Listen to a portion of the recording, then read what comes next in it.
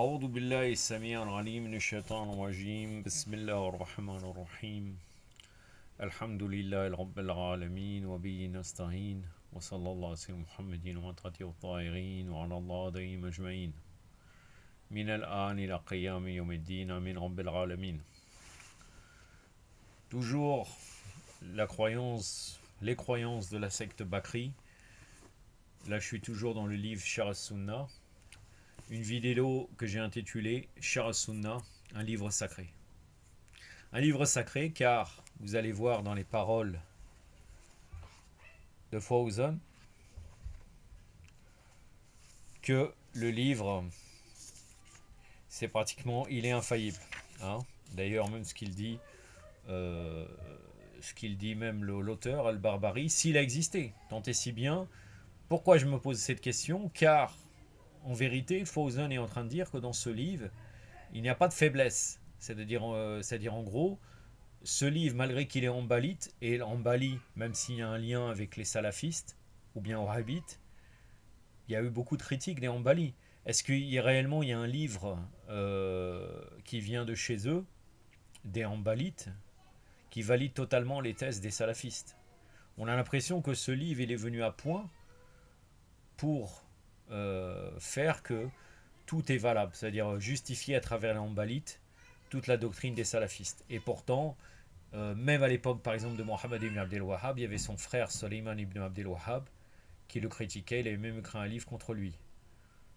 Donc le lien entre les hanbalites et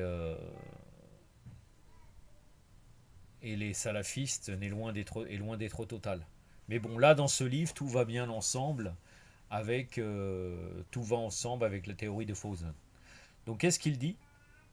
Tout en sachant que le seul livre totalement sacré, c'est le Coran. Même les hadiths de Ahlul Bayt, les sources les premières, Al-Kafi, Man la yadou al-Faqih, Tardib ou Al-Istibsar, les 4 livres sources des Usul, hein, vraiment de l'hadith, hein, on pourrait dire Usul al-Hadith. Même ces livres-là peuvent être soumis à la critique. S'il y a des hadiths qui seraient contradictoires avec les choses claires de la religion, comme je vais expliquer dans le commentaire de Dora Notba, soit ils seraient à rejeter, soit on définira clairement qu'ils seraient faux, s'il n'y a pas de raison qu'ils soient dits par taqiyya ou autre, ou sinon ils sont mis de côté. Mais on ne dit pas que toute cette compilation-là est infaillible. Là, l'auteur, Barbari, et même Fawzan, nous dit l'inverse concernant ce livre sur As-Sunnah. Qu'est-ce qu'il dit l'auteur? L'auteur, il a dit, tout ce que je vous ai décrit dans ce livre est d'Allah, carrément, il est d'Allah. C'est-à-dire, c'est d'Allah. Même si c'est lui qui écrit, c'est d'Allah.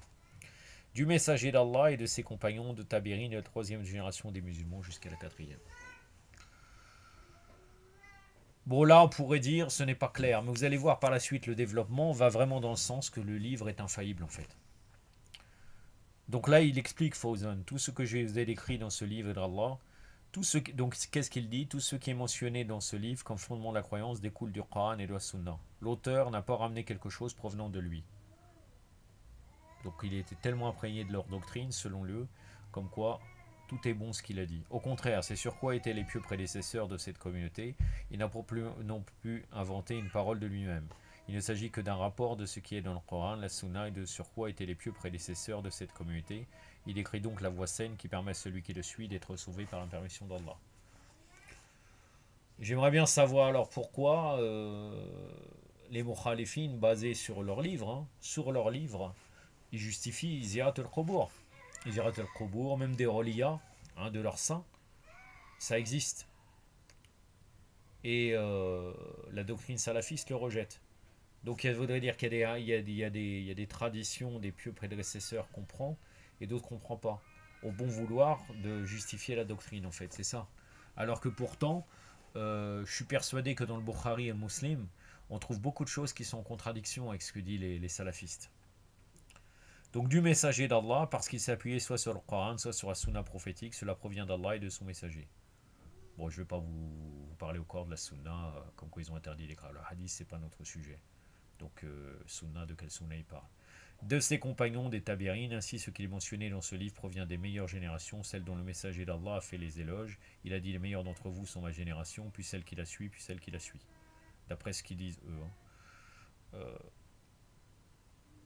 Le rapporteur Imran ibn Hussein a dit: je ne sais pas s'il mentionna 2 ou 3 générations après la sienne. C'est important parce que Imran ibn Hussein dit cela, alors qu'il est dit que Sunnat Tabirin date de l'époque des Abbassides.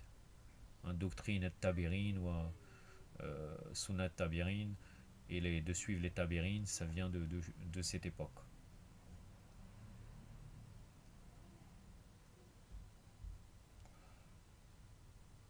Donc il dit: elles sont les 3-4 générations que le prophète nous a ordonné de prendre comme exemple.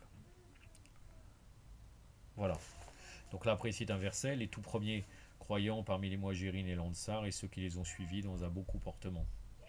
Les meilleures générations, les Tabérines et Adbar at-Tabérines, suivaient avec excellence les premiers à avoir embrassé l'islam parmi les Muhajirines et l'Ansar. Toujours pareil, ils embrassent l'islam, mais les Muhajirines et l'Ansar ont un problème. Vous avez qu'à voir Saqifa Bani Saïda, ils sont en conflit clairement entre eux, mais il n'y a pas de problème. Ils sont tous bons, tout est bon. C'est-à-dire avec perfection, le sens voulu par Irsan, excellence, et Tran, précision, perfection, etc.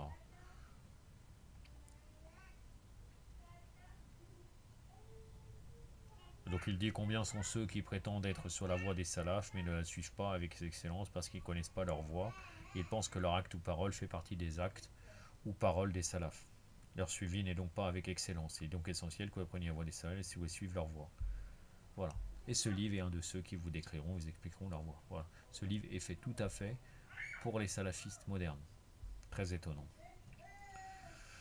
Sa parole est de la 3e génération des musulmans jusqu'à la 4e. Les générations de prophètes fils éloges sont au nombre de 3. Les compagnons de Tabirin, Adbar at-Tabirin, et la 4e est celle suivante, des Adbar at-Tabirin. Si vous observez la présence des imams et des huffaz, vous les trouverez dans ces générations. Enfin, ceux qui préservent le Coran, ceux qui préservent la Sunna, etc. Selon eux.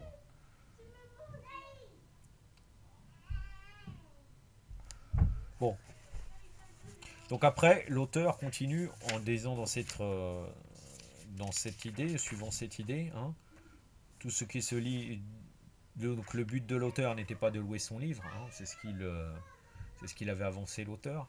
Là, tout ce que le livre provient du livre de la Sunna. Regardez, l'auteur, qu'est-ce qu'il dit? Craignez donc Allah, aux serviteurs d'Allah. Carrément, il va leur dire de craigner Allah, comme quoi c'est une obligation d'Allah. C'est pour ça que je vous ai dit, c'est un livre sacré. Allahu Akbar. Craignez Allah, c'est-à-dire pour le suivre. Là, il leur dit craignez Allah. Alors, barbarie, d'après eux, d'après barbarie, encore une fois, moi j'ai des raisons de douter.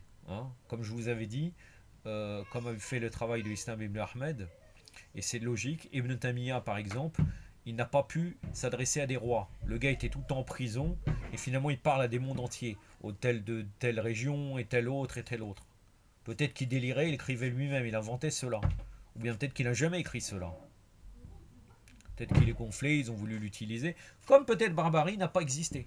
On ne sait pas. Un élève d'Ibn Hanbal, il faudrait vérifier.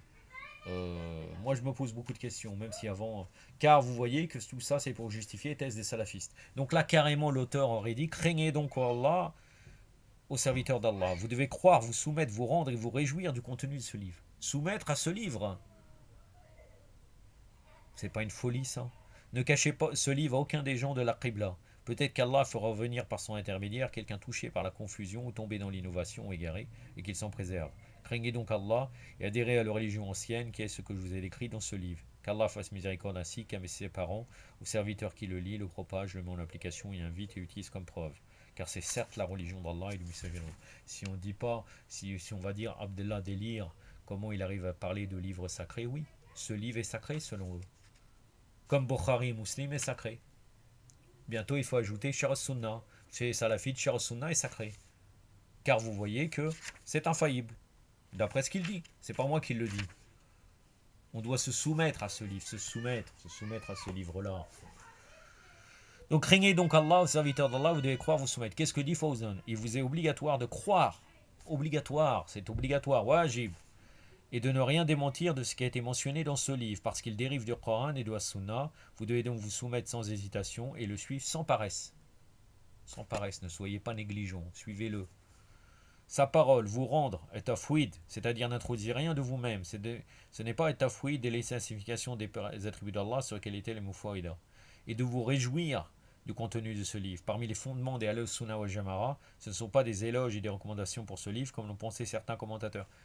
Il dit que ce n'est pas des éloges pour ce livre. C'est la folie en fait. Il ne fait qu'inciter à l'acceptation de son contenu. Il vous incite à prendre ce qu'il a mentionné comme fondement correct du Coran et de la Sunna, car il n'y a rien mentionné de lui-même, ni rien à lever de lui-même. Ça d'après le Fawzan. Pour d'autres gens, ils vont dire ce livre est rempli de bid'a. Hein? D'autant plus que c'est eux les gens de la bid'a. Ils nous accusent, mais c'est eux. Ne cachez ce livre à aucun des gens de la Qibla, carrément. C'est-à-dire répandez ce livre et distribuez-le aux gens de la Qibla, c'est-à-dire les musulmans, afin qu'ils en tirent bénéfice, parce que cela fait partie de la propagation de la science bénéfique et de s'en joindre mutuellement la vérité. Il est de même impératif de propager les livres bénéfiques et utiles, en particulier les livres anciens, et le plus ancien, le livre le plus proche de vérité, car il sera le plus proche des meilleures générations. Peut-être qu'Allah fera revenir par son intermédiaire quelqu'un touché par confusion. Je vais éviter de m'éterniser, car vous comprenez sa phrase. Hein. C'est le bénéfice de publier les livres utiles. Tomber dans l'innovation égarée qu'il s'en préserve. Voilà, on sera préservé de l'innovation, c'est ce qu'il dit. Et vous serez récompensé pour la publication de ce livre et de ses semblables. Ce n'est pas spécifique à ce livre, il faut propager et distribuer aux gens tous les livres bénéfiques, etc. etc. Craignez donc Allah et adhérez à la religion ancienne, et l'atiq, c'est-à-dire intégez-vous la première des affaires, sur quoi était le messager d'Allah, ses compagnons et meilleures générations. Qui est ce que je vous ai expliqué dans ce livre? C'est-à-dire qu'il a mentionné, expliqué et discuté de manière détaillée comme fondement de la croyance des Al-Sunnah au Jama'a. Al-Sunnah au Jama'a de Muawiyah. C'est Muawiyah qui a inventé cette parole quand il a déchiré le traité de paix, de réconciliation qu'il a fait avec l'imam Hassan. Il l'a déchiré et il a dit c'est nous, Al-Sunnah au Jama'a. Qu'Allah fasse miséricorde ainsi qu'à ses parents, aux serviteurs qui le lit, le propage, le met en application, y invite. C'est-à-dire semblable comme livre bénéfique, qu'on doit les propager, etc., etc. Certains commentateurs ont critiqué l'auteur en disant c'est une éloge de son livre, mais nous leur répondons non, ce n'en est pas une, c'est une incitation à s'attacher à la voie des pieux prédécesseurs qui mentionnent son livre et d'autres. Ce n'en est pas une, c'est lui-même qui fait son propre éloge. Donc quand même, en déclarant comme quoi c'est un livre sacré. Craignez Allah et soumettez-vous à ce livre. Voilà les gens de l'égarement où on arrive là. Inch'Allah, il me restera 2 points différents dans ce livre. Après, je passerai à un autre sujet. Mais la prochaine fois, ça sera le commentaire de Dora Notba, la 22e partie. Je suis à Mémorial des Justes, comme nous n'avons cité aucune belle chose dans ce que je viens de dire. Donc pour terminer, on dit muscle khitam, donc le muscle de fin, hein, d'une bonne odeur pour laisser. Le récit numéro 83, le tome 2, page 24. Évacuation du hammam. Le comportement despotique des califes omeyyades, donc des pseudo-califes bien sûr. Non. Des califes omeyyades et abbassides avaient influé sur les autres couches de la société. Le peuple oubliait peu à peu le mode de vie, le type de relation humaine établi par l'islam, et les mœurs et le comportement simple et fraternel du prophète, et les mœurs et le comportement simple et fraternel du prophète, sallallahu alayhi wa sallam, de l'imam Ali alayhi salam, et des meilleurs des compagnons s'effacèrent des mémoires. Les gens s'étaient à tel point accoutumés au comportement despotique des califes qui n'en percevaient même plus la laideur. L'imam Sadiq alayhi salam se rendit un jour au hammam, et selon la tradition qui était d'usage à l'époque, à l'égard des grands personnages, le propriétaire du hammam lui dit « Permets-moi d'évacuer le hammam pour toi. » « Non, ce n'est pas nécessaire, répondit l'imam. Pourquoi? Le pieux croyant se soucie bien peu de ces choses-là, comme quoi le croyant n'a pas à s'occuper de tous ces marques de luxe et de respect. C'est dans Bir el-Anwar, le tome 11, page 117. Yaktafi ba'dal qadr, wa sallallahu ala Muhammadin wa atrati wa ta'irin. Wassalamu alaikum wa rahmatullah.